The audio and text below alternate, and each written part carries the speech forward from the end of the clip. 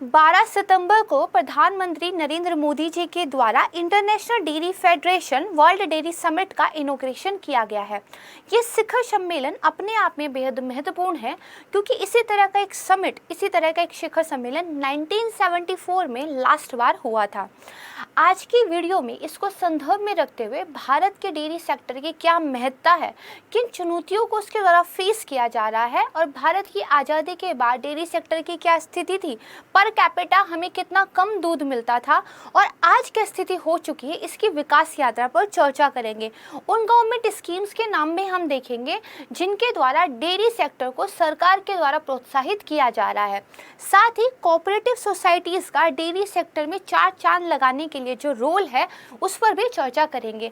Cooperative societies ना सिर्फ इसलिए महत्वपूर्ण है क्योंकि उन्होंने बड़े लेवल पर काफ़ी लोगों को रोजगार उपलब्ध कराया है, बल्कि वुमेन एम्पावरमेंट, जाति, धर्म, इस तरह की समस्याओं को हल करने में भी कोऑपरेटिव सोसाइटीज़ ने एक बहुत महत्वपूर्ण रोल अदा किया है। तो आज के वीडियो में भारत के डेयरी सेक्टर पर बाकायदा एक पूरी चर्चा हम करने वाले हैं।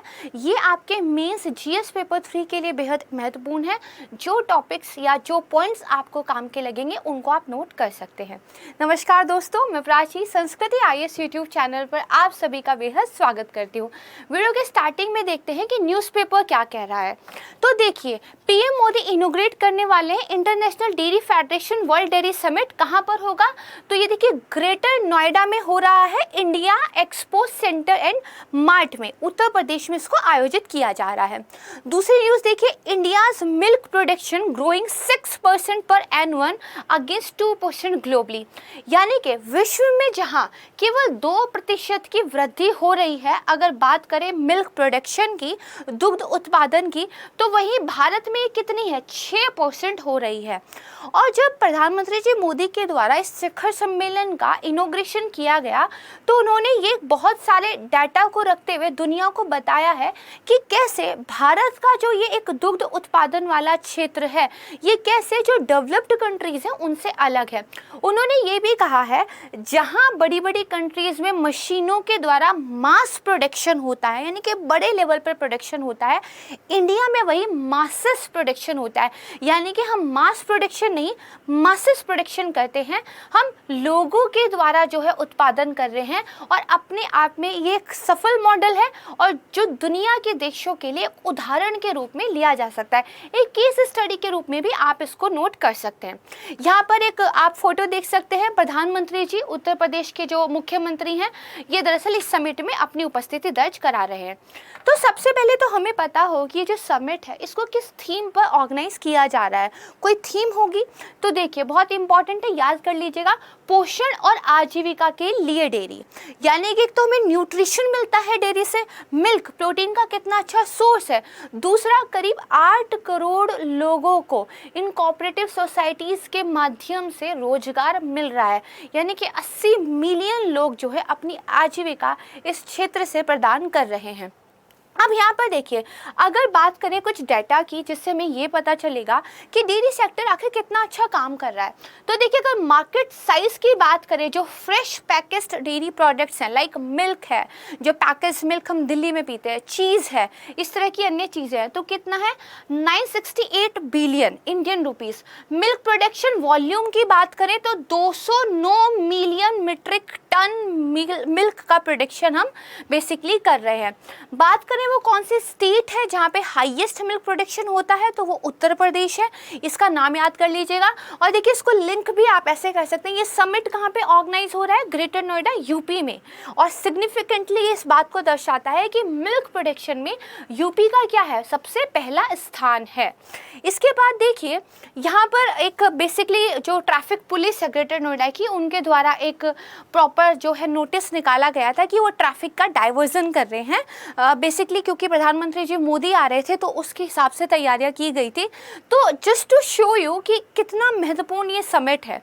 और यहाँ पर एक पिक्चर से आप देख सकते हैं कि महिलाएं देखिए इस पूरे डेयरी सेक्टर में एक बहुत बड़ा पिलर है, एक बहुत बड़ा हिस्सा है।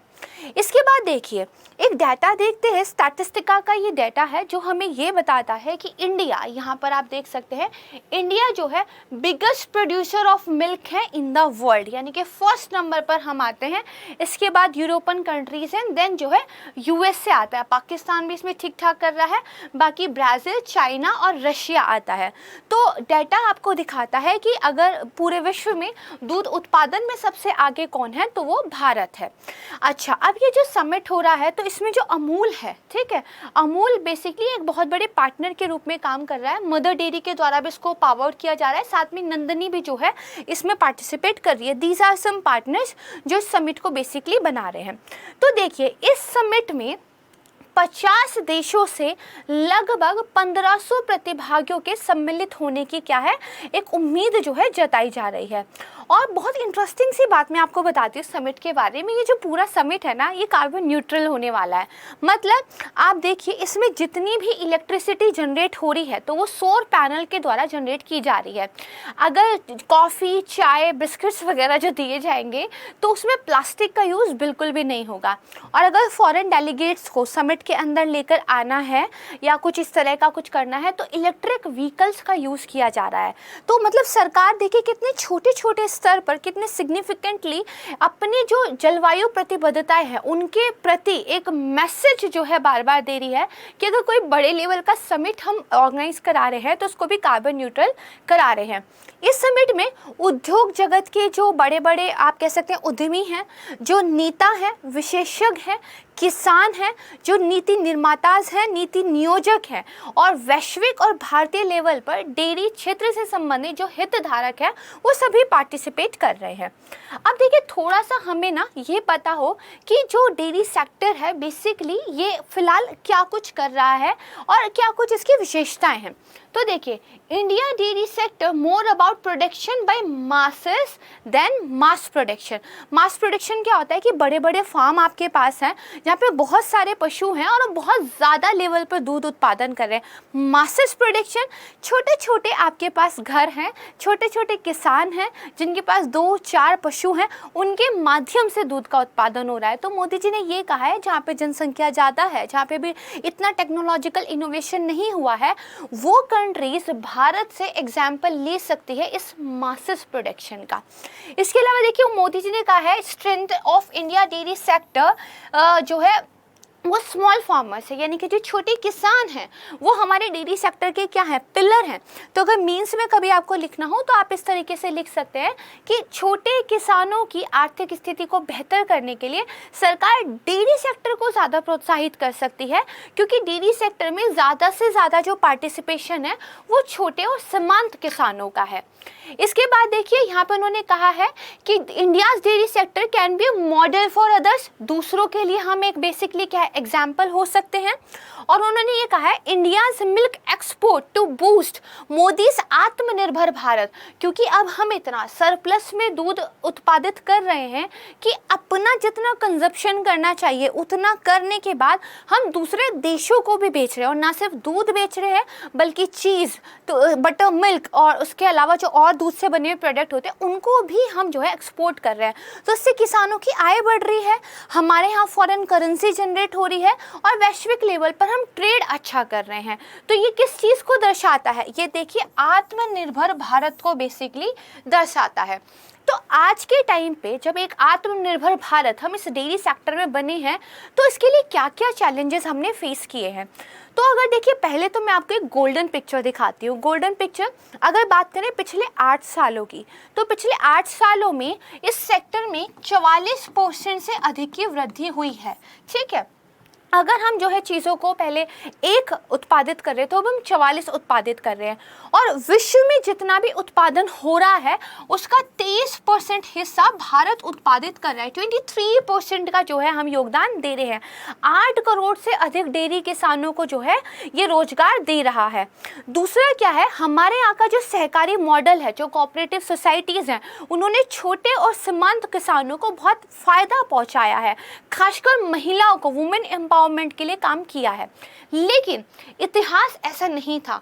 1950 और 60 के दशक में पशुओं की बहुत ज़्यादा आबादी होने के बावजूद हमारे यहाँ जो दूध का उत्पादन था वो इतना ज़्यादा कम था कि हम दूसरे देशों से आयात करते थे। दूध की कमी थी। हर साल लगभग 21 मिलियन टन जो है से भी कम दूध उत्पादन हम करते थे। अब कितना हो गया है? 209 के लगभग हो गया है। ठीक है, प्रति व्यक्ति जो दूध की खपत थी वो 124 ग्राम थी और 1970 में आके तो ये कितनी हो गई थी? 107 ग्राम पर पर्सन हो गई थी, जो कि वैश्विक स्तर पर जो पोषण के मानक है उनसे बहुत कम था। जब इतनी बुरी स्थिति हुई तो इसी तरह एक आप कह सकते हैं एक हवा चली, एक लहर आई कि गुजरात में जो एक आनंद मॉडल है वो बेटर कर रहा है। तो अगर हम इस आनंद मॉडल को बेसिकली पूरे जो है देश में फैला दें तो देश उन्नति कर जाएगा। तो हुआ क्या, 1964 में गुजरात का जो आनंद जिला है वहाँ पर पूर्व प्रधानमंत्री जो लाल बहादुर शास्त्री जी हैं उन्होंने यात्रा की और इस यात्रा के बाद उन्होंने 1965 में राष्ट्रीय डेयरी बोर्ड, इसका बेसिकली क्या है निर्माण कर दिया। राष्ट्रीय डेयरी विकास बोर्ड का निर्माण किया। उस बोर्ड का ये कार्य ही था कि ये जो बेसिकली आनंद पैटर्न है, इस आनंद पैटर्न के तहत जो ये सहकारी संस्थाएं आप बना रहे हैं, इस मॉडल को पूरे देश में लागू करना है। इसमें पहले ग्राम स्तर पर, विलेज के लेवल पर आपको सहकारी समितियां बनानी थी, फिर उसको जिला यूनियन तक लेके जाना था एंड देन उसको राज्य स्तरीय विपणन संघ तक लेके आना था। गांव में दूध का उत्पादन हो, इकट्ठा करके जिले तक ले जाया जाए, जिले से वो शहरों में वितरित हो, कुछ मैन्युफैक्चरिंग हो, कुछ प्रोडक्शन हो, कुछ फूड प्रोसेसिंग हो, देन वो राज्य के लेवल पर जाया जाए। इसी कॉन्टेक्स्ट में एक नाम आता है वर्गीस कुरियन। कौन थे ये श्वेत क्रांति के जनक माने जाते हैं, फादर ऑफ मिल्क बेसिकली मैं इनको बोलती हूँ, either is not the right word but still. तो ये एनडीडीबी के पहले अध्यक्ष बने थे और इन्होंने अपनी एक समिति बनाई थी। उसी समिति के नेतृत्व में काफ़ी ज़ोरदार तरीके से पूरे भारत के स्तर पर काम हुआ और दूध जो कि सहकारी समितियों द्वारा उत्पादित हो रहा था उसको बेसिकली लिक्विड मिल्क के रूप में सिटीज़ में जो है फैलाया गया। तो यानी कि जब उन 1970s में हमने जो है ये बेसिकली काम किया तो फिर धीरे धीरे क्या है, डेयरी सेक्टर में भारत एक उन्नति के पथ की ओर चल पड़ा। अब अगर मैं बात करूं तो पिछले दो दशकों में लगभग दुगना उत्पादन हो गया है, क्योंकि पिछले 8 वर्षों में कितना 44% हो गया है, तो लगभग दुगना हो गया है। और इसका एक बहुत महत्वपूर्ण श्रेय जाता है, एक नाम आप याद रखिएगा, अमूल को। अमूल ने बेसिकली वो कर दिखाया जिसकी बेसिकली आप कह सकते हैं उम्मीद नहीं की जा रही थी। अमूल में क्या हुआ, एक तो बहुत सारे जो छोटे छोटे किसान थे जिनके यहाँ थोड़ा बहुत दूध होता था, उस थोड़े बहुत दूध को वो कहाँ लेके जाएं, शहर तो लेके नहीं जाएंगे। लेकिन अमूल ने क्या किया, गांव गांव से दूध बटोरना शुरू किया। आप 5 लीटर देना चाहते हैं, आप 2 लीटर देना चाहते हैं, आप हमें दीजिए, हम उसको शहर के स्तर पे लेके जाएंगे, लॉजिस्टिक सप्लाई चेन का पूरा काम हम करेंगे। तो गाँव के उस छोटे घर से दूध शहर की उस बड़ी बिल्डिंग तक जाना संभव बना दिया अमूल ने, जो पहले संभव नहीं था। और इन सहकारी समितियों ने न सिर्फ इतना किया बल्कि लिंग, जाति, धर्म, समुदाय के जिन बेड़ियों से ग्रामीण भारत जकड़ा रहता था उनको भी समाप्त करने में भूमिका निभाई। क्यों? क्योंकि ये पूरा गांव, चाहे वो किसी भी जाति का हो, किसी भी समुदाय का हो, किसी भी धर्म का हो, महिला हो या पुरुष हो, वो क्या है, वो एक संस्था के नीचे एकजुट होकर काम कर रहा है और हर एक मिलके काम करेगा तो ही उन्नति है, अदरवाइज नहीं है। अब देखिए थोड़ा सा वुमेन स्पेसिफिक डाटा की बात करते हैं। तो हुआ क्या है, भारत में जो ये कार्यबल है डेयरी सेक्टर में, तो 70% बेसिकली इसमें क्या है, महिलाएं हैं। और सहकारी समितियों की 1/3 सदस्य तो क्या है, महिला हैं। राइट, इतना आप समझ गए। यहाँ पे देखिए पीएम मोदी ने ये भी बताया है कि इंडिया मिल्क प्रोडक्शन में टॉप कर रहा है और टर्नओवर व्हीट और राइस, यानी कि जितना आप गेहूं और चावल का टर्नओवर कर रहे हैं उससे ज़्यादा दूध का कर रहे हैं। It's a very important thing. इसके अलावा देखिए जो राष्ट्रीय डेयरी विकास बोर्ड है और भारतीय मानक ब्यूरो यानी कि BSI जो है, ठीक है, उन्होंने दूध और दूध उत्पादकों में उपभोक्ताओं के विश्वास को बढ़ावा देने के लिए पूरे भारत में एक एकीकृत विकसित गुणवत्ता चिन्ह, एक लोगो बेसिकली उन्होंने क्या है विकसित किया है, डेयरी मार्क जिसको कहते हैं, हियर इज द पिक्चर। ठीक है, अगर कोई क्वालिटी वाला मिल्क है, कोई क्वालिटी मिल्क प्रोडक्ट है तो उसको ये लोगो दिया जाएगा जिससे आप पहचान पाएंगे कि वो क्वालिटी है। यहाँ पर देखिए ऑपरेशन फ्लड ने हेल्प किया था इंडिया के डेयरी सेक्टर को इवॉल्व करने में, जिसके बारे में मैं आपको ऑलरेडी पढ़ा चुकी हूँ। यहाँ पर देखिए यूनियन बजट में basically dairy and live stock के लिए काफ़ी सारा काम किया था, कुछ स्कीम्स को फंड वगैरह दिया था, उनके बारे में भी हम जो है अभी बात करेंगे। राइट, चलिए ठीक है। अब यहाँ पर देखिए थोड़ा सा पहले क्या है, भारत क्या है दुग्ध उत्पादन में प्रथम स्थान पर है, ये डाटा आपने नोट करना है। ठीक है, वैश्विक दूध उत्पादन में 23% का योगदान देता है। अगर बात करें देश में दूध उत्पादन में लगभग 6.2% की जो है ग्रोथ हो रही है, और 2020-21 में 209 मिलियन टन तक जो है हमने प्रोडक्टिविटी पहुंचा ली है, जबकि 14-15 में 146 ही था। यहाँ पर देखिए गवर्नमेंट क्या क्या सपोर्ट दे रही है। अब इन स्कीम्स के नाम आपने लिख लेने हैं, याद कर लेना। सबसे पहले तो डेयरी प्रोसेसिंग और इंफ्रास्ट्रक्चर डेवलपमेंट फंड है, इसके माध्यम से सरकार सब्सिडी वाला लोन जो है दे रही है, और सब्सिडी आपको मिल जाएगी तो पैसा लेना आपके लिए आसान हो जाएगा, तब आप जो है काम कर सकते हैं। Animal husbandry infrastructure development fund, इसमें जो मीट की प्रोसेसिंग है उसके लिए सरकार के द्वारा क्या है हेल्प की जा रही है। फिर national programme for dairy development, तो ये तो पूरा डेयरी डेवलपमेंट के लिए एक राष्ट्रीय प्रोग्राम ही है, यानी कि डेयरी विकास के लिए राष्ट्रीय प्रोग्राम। ठीक है, तो ये एक प्रोग्राम है। फिर प्रधानमंत्री किसान संपदा योजना, प्रधानमंत्री किसान संपदा योजना के तहत कोल्ड स्टोरेज जो है गवर्नमेंट के द्वारा बनाई जा रही है, ताकि जो आपका दूध है जो कि क्या है पेरिशेबल प्रोडक्ट है, मतलब जल्दी खराब होने वाली चीज़ें हैं, ठीक है, चीज़ हो गया, बटर मिल्क हो गया, कर्ड हो गई, इनके लिए कोल्ड स्टोरेज चेन चाहिए, तो इस स्कीम के तहत वो बन रही है, तो इससे डेयरी सेक्टर को भी बढ़ावा मिलेगा। फिर किसान क्रेडिट कार्ड जो कि अब लाइव स्टॉक फार्मर्स के लिए भी दिया जा रहा है, इसके जरिए आप क्या है थोड़ा पैसा ले सकते हैं। इसके बाद देखिए production linked incentive scheme for food processing industry, ये जो प्रोडक्शन लिंक्ड इंसेंटिव स्कीम्स है ये इतनी ज़्यादा इंपॉर्टेंट है, मैं तो अज्यूम कर रही हूँ कि इस बार के मेंस में ही शायद इससे क्वेश्चन आ जाएगा, बाकी देखते हैं, लेकिन ये आगे 2023 के लिए भी इंपॉर्टेंट है। बात करेगा फूड प्रोसेसिंग इंडस्ट्री की, तो जो मोज़रेला चीज़ होता है उसके लिए सरकार की तरफ से काफ़ी इंसेंटिव दिए जा रहे हैं, क्योंकि मोज़रेला चीज़ इतना फेमस हो चुका है, बहुत सारे रेस्टोरेंट्स में, फूड सप्लाई चेन्स में ये काफ़ी जो है यूज़ होता है, ये एक्सपोर्ट के लिए भी एक इम्पॉर्टेंट प्रोडक्ट है। तो इन स्कीम्स के नाम आपने क्या है याद रखने हैं। अब देखिए बेसिकली क्या है, जो डेयरी है वो एक सिंगल लार्जेस्ट एग्रीकल्चर कमोडिटी है, राइट, यानी कि ये हमारी जो नेशनल इकोनॉमी है उसमें 5% का बेसिकली योगदान देता है, और 6.4 से जो है हम इसमें क्या है चक्रवृद्धि ग्रोथ कर रहे हैं। बात करें एफडीआई की, तो सरकार ने एक और स्टेप लिया हुआ है, विदेशी जो इन्वेस्टमेंट है स्वचालित मार्ग से ऑटोमेटिक रूप से 100% है, यानी बिना किसी परमिशन के, बिना कागजों के आप जो है 100% इन्वेस्टमेंट क्या है डेयरी सेक्टर में बेसिकली कर सकते हैं। लेकिन सब कुछ इतना अच्छा नहीं है, बेसिकली कुछ चैलेंजेस भी हैं। उसमें से जो सबसे मेजर चैलेंज है वो ये है कि हमारे यहाँ पशुओं की संख्या, बोवाइन की संख्या तो काफ़ी ज़्यादा है, बट उनकी प्रोडक्टिविटी कम है, यानी कि पर पशु जितना दूध होना चाहिए उत्पादित वो नहीं हो पाता है। जैसे कंपेयर करते हैं यूएस के साथ, यूएस में केवल 9 मिलियन बोवाइंस हैं, इंडिया में उसके 10 गुना है, कितने 90 मिलियन है, लेकिन वहाँ पे 9 मिलियन से 93 मिलियन टन दूध जो है आप जनरेट कर पा रहे हैं, जबकि इंडिया में देखेंगे तो ये सिर्फ आपका 50% ही है, 140 मिलियन टन, 10% ज़्यादा आपके क्या है बेसिकली यहाँ पर पशु ज़्यादा है, लेकिन प्रोडक्टिविटी स्टिल आपकी कम है।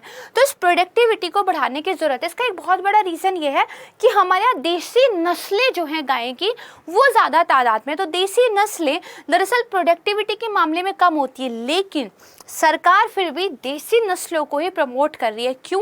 क्योंकि ये जलवायु को लेकर, हार्श क्लाइमेटिक कंडीशन को लेकर अडेप्टेबल होती है, अनुकूलन होती है, बीमारियों से बची रहती है। अभी इसी कंटेक्स्ट में लंपी डिजीज स्किन, जिसको हमने करंट अफेयर में पढ़ा था, उसको याद कीजिए। तो अगर देसी नस्लें होंगी तो बीमारियों से लड़ने की, जलवायु से लड़ने की प्रतिरोधकता उनमें ज़्यादा होती है, इसलिए गवर्नमेंट प्रमोट कर रही है कि देसी नस्लों को आप जो है लेकर चलिए। ठीक है, इतना आप समझ गए। आप थोड़ा सा ये इंडिया का एक मैप देख लेते हैं। यहाँ पर देखिए सबसे पहले तो क्या मेजर मिल्क प्रोड्यूसिंग स्टेट कौन कौन सी है, तो उत्तर प्रदेश है, राजस्थान है, यहाँ पे देखेंगे गुजरात है, मध्य प्रदेश है, आंध्र प्रदेश है। फिर यहाँ पे देखेंगे कि स्टेट जहाँ पे एडवांस डेयरी इंफ्रास्ट्रक्चर है, तो एडवांस डेयरी इंफ्रास्ट्रक्चर कहाँ है, पंजाब में है, हरियाणा में है, अगेन आप देखिए ये गुजरात में है, और यहाँ पर आप देखेंगे गोवा में भी एडवांस डेयरी इंफ्रास्ट्रक्चर है, और केरला में भी है। ठीक है, तो ये कुछ राज्यों के नाम है। थोड़ा सा इस मैप को देख के आप समझ सकते हैं कि वो कौन कौन सा हिस्सा है जहाँ पे डेयरी को लेकर बेसिकली अच्छा काम हो रहा है। ठीक है, तो देखिए प्रधानमंत्री जी मोदी ये कहते हैं कि किसानों की असली ताकत है डेयरी सेक्टर, और इसकी असली ताकत है छोटे किसान। ठीक है, कुल राजस्व का 70% किसानों को सीधे जाता है, ग्राहकों से जो पैसा मिलता है उसका लगभग 70% किसानों की जेब में जाता है, क्योंकि सहकारी वाले मॉडल की सबसे बेस्ट बात यह बीच में कोई मिडिल मैन नहीं है जो बैठ के पैसा खाता है। किसान अपना दूध इकट्ठा करके कंपनी को देते हैं, कंपनी जाके मार्केट में बेचती है, कंपनी जो है किसानों को सीधे पैसा देती है, कोई बिचौलिया नहीं है, तो इसलिए पूरी कीमत जो है वो किसानों की जेब में जाती है। अब यहाँ पे देखिए एक्सपोर्ट को लेके थोड़ा सा डाटा है, इंडिया एक्सपोर्ट कितना करता है, तो देखिए 54,762 मिलियन टन दूध को वो एक्सपोर्ट करते हैं। कहाँ कहाँ जाता है, यूएई, बांग्लादेश, यूएस और भूटान। अगर बात करें बटर, घी, डेयरी सेपरेट वगैरह की, तो देखिए UAE, USA, Saudi Arabia, Singapore और ऑस्ट्रेलिया में भी हम बेचते हैं। बात करें चीज़ की, तो again UAE, Bhutan, USA, Singapore, Saudi Arabia. तो देखिए तो यूएई ये बेसिकली वो कंट्री है जहाँ पे हम काफ़ी अच्छा खासा जो है एक्सपोर्ट कर रहे हैं, राइट। तो मुझे उम्मीद है कि डेयरी सेक्टर को लेकर मेंस की आंसर राइटिंग में जितना डाटा, जितने पॉइंट्स, जितनी चीज़ें आप लिख सकते हैं वो सारी हमने इस वीडियो में कवर की है, और ये काफ़ी इंपॉर्टेंट है आपके मेंस के पॉइंट ऑफ व्यू से। अब तो समिट भी हो रहा है, तो प्रीलिम्स और मेंस में इसमें प्रश्न जो है बनने की संभावना पूरी है, तो उसको दोबारा सुनकर नोट्स बना लीजिएगा। बहुत जल्द मिलूंगी मैं आपको एक नई वीडियो के साथ, तब तक के लिए नमस्कार, धन्यवाद, जय हिंद।